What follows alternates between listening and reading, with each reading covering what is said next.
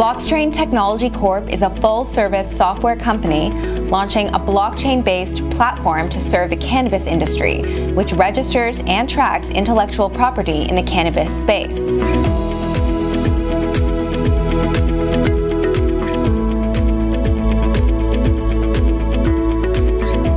BLOCKStrain technology allows cannabis growers and breeders to identify and secure rights to their intellectual property, and also streamlines the administrative process and reduces the cost of genetic and mandatory quality control testing for legal cannabis.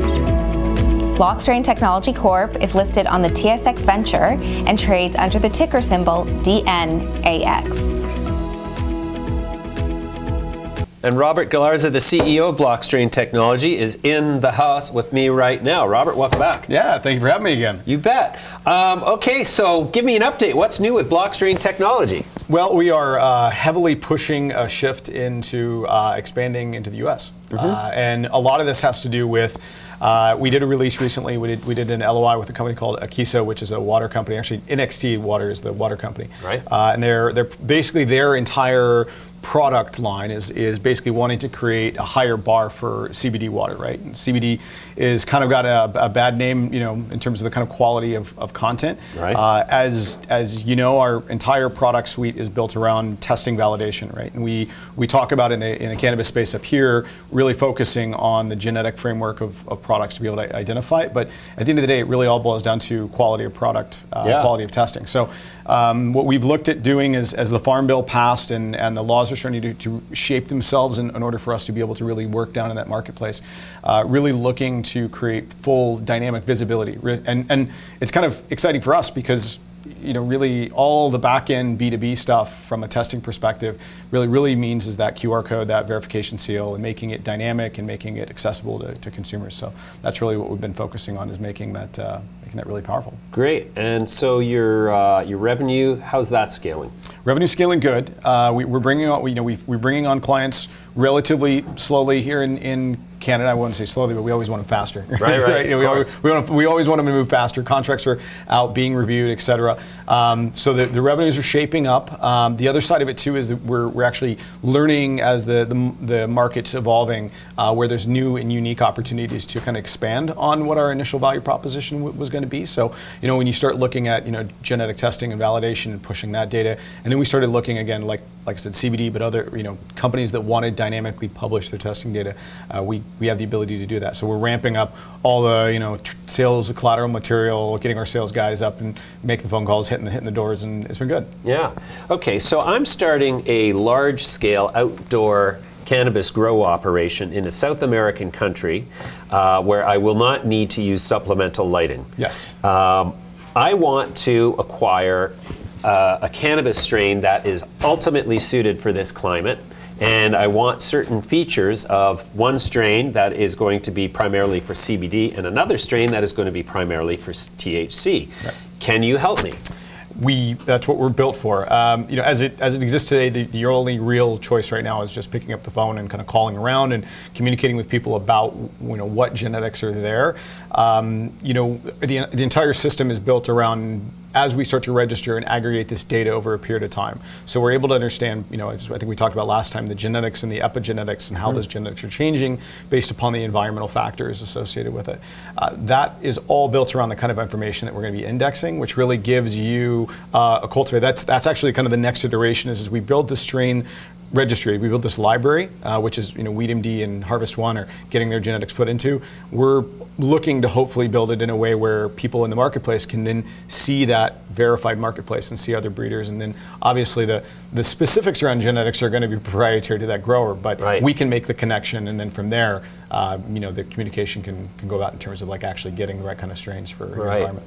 So are you guys actually actively breeding different genetic combinations yourselves? No. We're the software. Right. So we live in kind of the base layer, and you know, and this is kind of one of those things that we know a lot about genetics. I mean, comparative to, you know, probably a lot of other tech companies, but we're not a genetics company per se. So we open ourselves up to partner with any and every type of testing partner out there that's looking to aggregate this data. So whether it be groups down in the US that are doing a lot of genetic library database, and we want to sync up with them as well. It's all trying to make the ecosystem more efficient by taking the data and making it dynamic. So one of the realities that we're seeing in the cannabis space is that different strain names are being replicated in the marketplace, but the strains themselves have no real relationship to each other. Right. They are wildly different. Yeah. And so we're finding that the ability to understand what you're going to get as the outcome from a plant is becoming more diluted over time, largely due to a lack of a system like yours to track these things.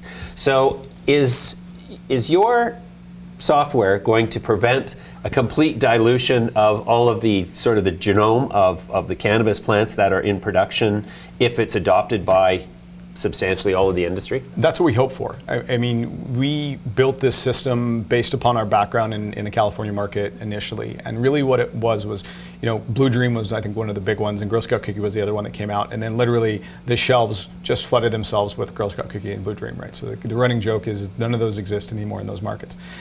Really, I think at the end of the day, the more we're able to identify this product, right, by both its genotype and its chemical makeup, its chemovars, as well as all of the microbiological, you know, clearing and the clearance on pesticides, et cetera, all of that information, the more we empower that to the producers, the better we can start to make this distinguishing characteristic. And if I can distinguish a strain, you know, and it's a very unique strain, and it's one that you like, and it's a particular purpose. And by the way, it may change over time. So my 2010 may be different than my 2019 or 2025, because as we learn, epigenetics can change things. Mm-hmm. As we're able to index the information, we then can say, hey, look, this isn't the only Blue Dream that ever existed, but it's just, this is the exact type of the 2019 or 2020 Blue Dream that we made.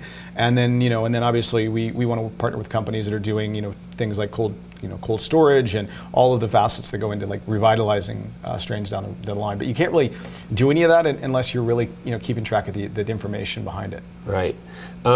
What you must see some trends in genetics that probably are a lot further ahead in the evolution of this whole industry than a lot of people who don't look so closely at genetics. What are some of the trends that you're seeing that are emerging that sort of indicate you know, the shape of the landscape in the future? Yeah, I think what we're seeing is we're starting to get this understanding that there's a lot more varietals out there than we maybe originally thought, that the craft market, as it's starting to evolve and enter into the space, and we're seeing, I think in the Canadian market, we're seeing a lot of producers go out and look to acquire large libraries, right? Mm-hmm. And then of course, then you look at countries like Jamaica and some of the ones in South America that, you know, they all say they have the original, you know, lineage of genetics. So I think everybody's trying to plant their flag in terms of what genetics mean and kind of where they should exist. You know, really, we're not trying to police anything in particular. We're just trying to be a solution that can connect all of the components, right? And so all the evolution of genetics and where genomics are going, and being able to better forecast characteristics and all that stuff.